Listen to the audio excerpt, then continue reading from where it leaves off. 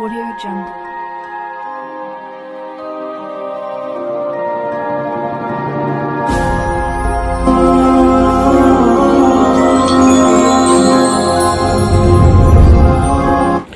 அஸ்ஸலாமு அலைக்கும் வரஹ்மத்துல்லாஹி வபரகாத்துஹு.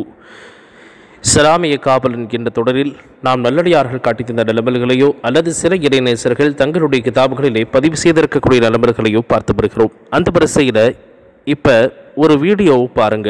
அதில் ஒரு பெரியவர் இரு கணவன் மனைவி பிரியக்கூடாது என்றால் என்ன அமலை செய்ய வேண்டும் என்பதாக சொல்கிறார். لمن عمل له سحر تبغيض وتفريق ومشاكل بين الزوجين فليقرأ الآية الكريمة من سورة البقرة.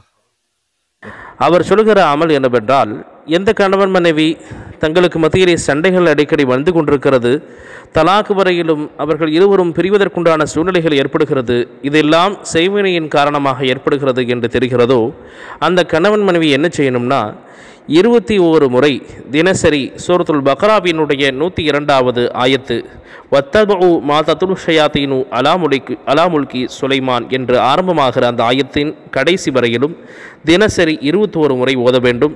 அதே போல அந்த ஆயத்தை ஒரு காகிதத்தில் குங்குமப்பூவினுடைய இங்கை கொண்டு 21 முறை எழுத வேண்டும்.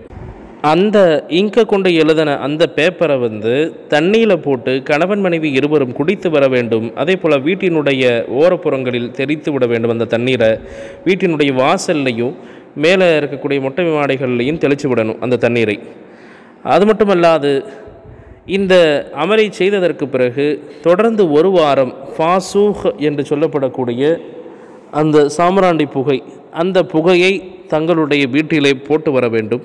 அதற்கு பிறகு ஸ்க்ரீனில் தெரியக்கூடிய இந்த துவாவை ஓதணும். அல்லாஹும்ம கினி ஷர்ர நப்சி வ அஸிம்லி அலா ருஷ்தி அம்ரி என்கிற இந்த துவாவை 300 முறை கணவன் மனைவி இருவரும் சேர்ந்து ஓதி வர வேண்டும். அது மட்டுமல்லாது இந்த தொடர்ந்து ஒரு வாரம் இந்த அமலை செய்கிற போது வீடுகளிலே சூரத்துல் பக்ராவை முடிந்தால் சத்தம் போட்டு ஓத வேண்டும்.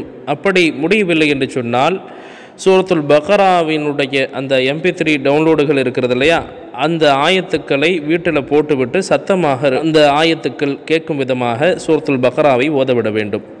இதற்கு ஆதாரமாக ஒரு ஹதீஸையும் சொல்லலாம். ஸல்லல்லாஹு அலைஹி வஸல்லம் அவர்கள் சொன்னார்கள், ஃபஇன்ன அஹ்தஹா பரக்கத்துன், நீங்கள் சூரத்துல் பக்ராவை ஓதினால் அது உங்களுக்கு பரக்கத்தாக இருக்கிறது.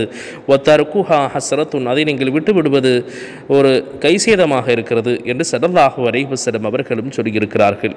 ஓதினால் சிஹர் போன்ற சூனியமும் வேலை செய்யாது என்று ஸல்லல்லாஹு அலைஹி வஸல்லம் அவர்கள் சொல்லியிருக்கிறார்கள். மீண்டும் அடுத்த முறை இஸ்லாமிய காவலன் என்ற தொடரிலே உங்களை நான் சந்திக்கிறேன். அஸ்ஸலாமு அலைக்கும் வரஹ்மத்துல்லாஹி வபரகாத்துஹு.